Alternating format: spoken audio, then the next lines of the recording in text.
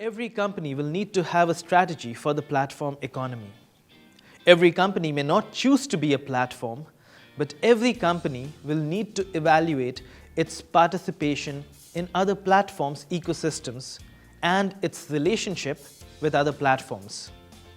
Even if you're not building a platform, you need to understand how platform ecosystems work in order to create a strategy to differentiate your business in other platforms' ecosystems.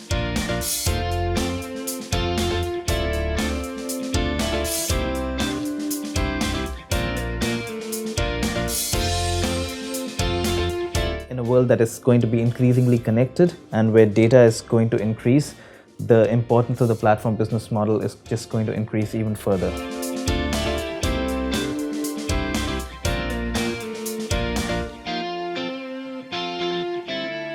Having advised many platform businesses around the world, the challenge I see repeatedly with companies building platforms is not a lack of good ideas, but instead a lack of focus in execution.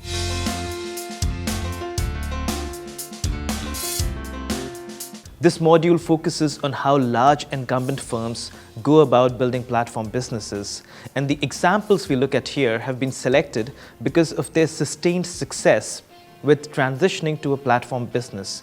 And having surveyed many such companies over the last several years and having worked with many such companies, I've condensed this to 3 common patterns in which large traditional companies succeed with a platform-based model.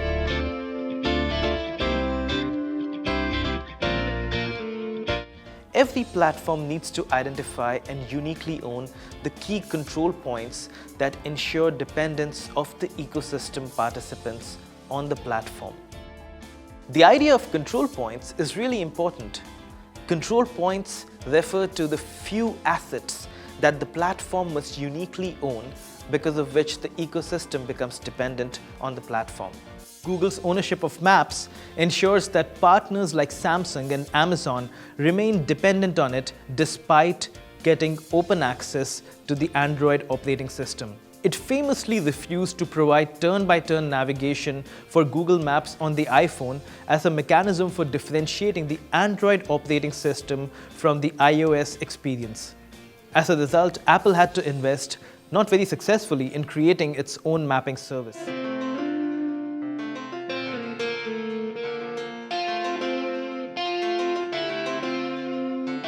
The Platform Value Canvas is a framework that helps us design solutions to the chicken and egg problem. The left side of the canvas lays out value for producers, while the right side lays out value for consumers.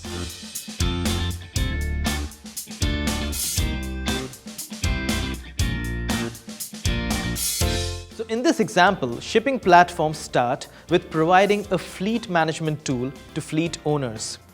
This enables the platform to digitize and aggregate fleet information and gather real-time data on ship availability.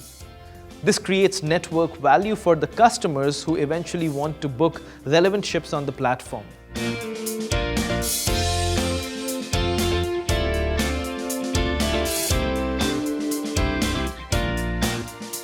In the personal computing industry, Intel created the PCI standard, specifying how components of a personal computer should be assembled. It then created the USB standard, specifying how external devices can be connected to a personal computer through the USB interface.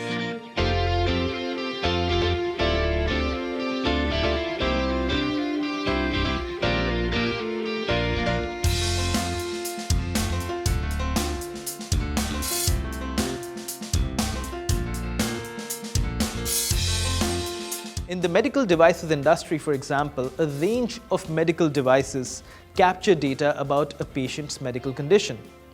If the data is critical to clinical decisions and to providing wellness services to patients, these devices constitute an important control point. Device manufacturers like Philips are pursuing a platform strategy built around their ownership of such data acquiring devices. Let's try to understand the difference between primary demand and secondary demand with an example. The purchase of a home is a user's primary demand.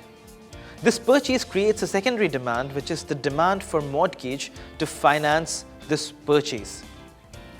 Users are interested in satisfying their primary demand, and the secondary demand arises out of a need to satisfy the primary demand. Companies that understand the user's primary demand will be better placed to recommend related banking products that arise as a secondary demand.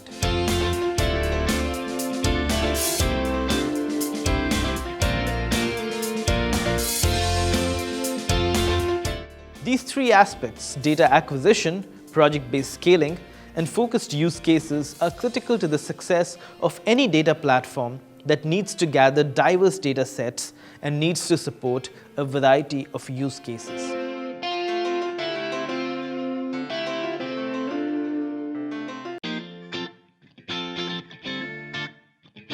Platforms are not focused on working without physical assets. This is a common misconception. In fact, some of the most successful platforms like Amazon use physical assets as a strong control point.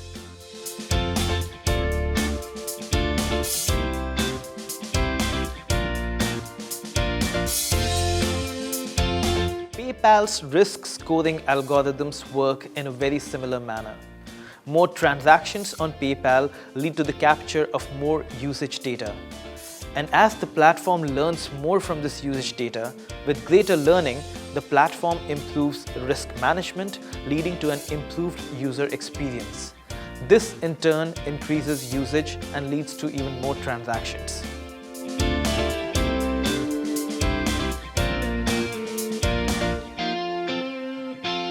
When creating a developer ecosystem strategy, always consider which partner applications can be interoperable to increase consumer choice, and which partners must be dedicated to create sustainable competitive advantage.